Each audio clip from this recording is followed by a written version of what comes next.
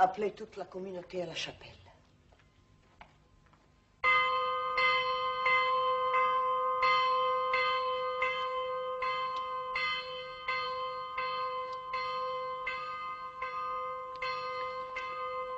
Mère Marie, il faut nous attendre à une perquisition. Tenez-vous en permanence à la porte de la clôture. Quand ces messieurs de la municipalité viendront, exigez tout d'abord de voir l'ordre de perquisition. N'opposez aucune résistance, mais ne le lâchez pas d'un pas. Dieu soit loué, monsieur de la Force est loin.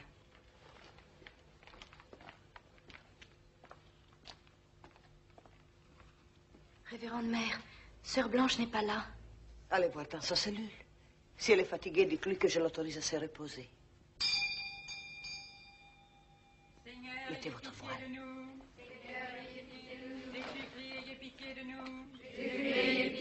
Seigneur, ayez pitié de nous. Seigneur, ayez pitié de nous. Père céleste qui êtes Dieu, Ayez pitié de nous. Fils rédempteur du monde qui êtes Dieu, Ayez pitié de nous. Esprit Saint qui êtes Dieu, Ayez pitié de nous. Sainte Marie, Priez pour nous. Sainte Mère de Dieu, Saint Michel, Saint Gabriel, Saint Étienne, Saint Laurent, Saint Vincent, Saint Sylvestre, Saint Grégoire, Saint Ambroise, les saints patriarches, priez pour nous, les saints prophètes, priez pour nous, Saint Pierre, priez pour nous, Saint... Quelle est cette personne? Je voudrais bien qu'on en finisse avec cette mascarade. Enlevez votre voile, Sœur Constance.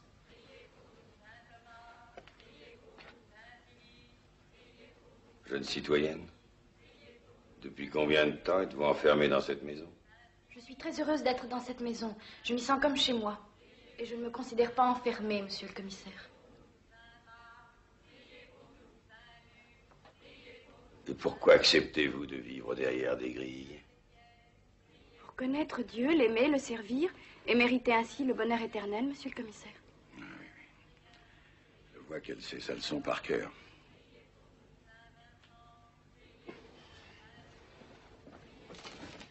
Mais nos renseignements sont sûrs. Cette maison a donné refuge cette nuit à un suspect. Il doit bien se trouver quelque part.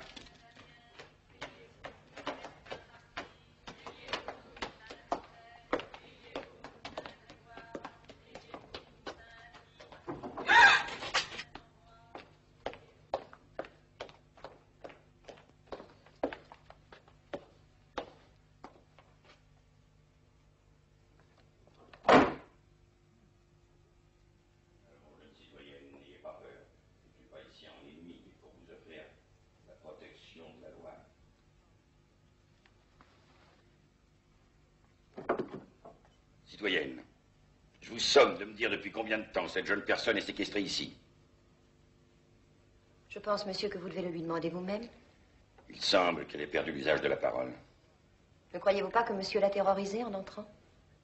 Cette jeune citoyenne s'expliquera tout à l'heure devant la municipalité. Un ordre de perquisition ne saurait vous donner aucun droit sur les personnes.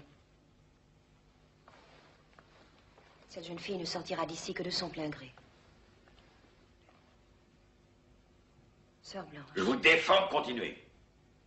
Je représente ici la révérende prieure et je n'ai pas d'ordre à recevoir de vous. Citoyen commissaire, rappelez-lui que la nation dispose d'une machine à couper le sifflet. Ça suffit.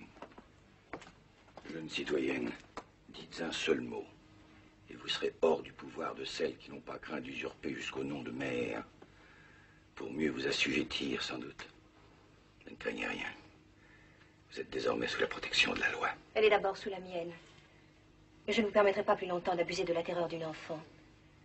Sachez aussi, monsieur, que chez la plus pauvre fille du Carmel, l'honneur parle plus haut que la crainte. J'en rendrai compte à la municipalité. C'est à votre conscience, monsieur, que vous aurez les comptes à rendre. Aussi longtemps qu'il y aura des êtres tels que vous, il n'y aura pas de salut pour les patriotes. Cette maison est une Bastille, et nous la détruirons, comme l'autre.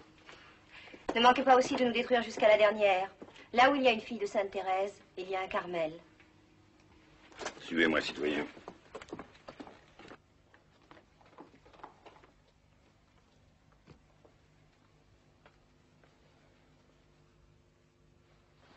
Quel imbécile je suis. Cette femme bavarde pour nous faire oublier notre mission. J'ai compris où se cache le fugitif. Où donc, citoyen commissaire? Toutes ces filles portent de grands voiles. Eh bien, le suspect est certainement parmi elles, recouvert lui aussi d'un voile et récitant des patenôtres. Une mort subite et imprévue, les pièges du démon, de la colère et de la haine. Au nom de la loi, je vous ordonne à toutes d'enlever vos voiles et de me regarder à visage découvert. J'ai dit enlevez vos voiles. Mes filles, enlevez vos voiles.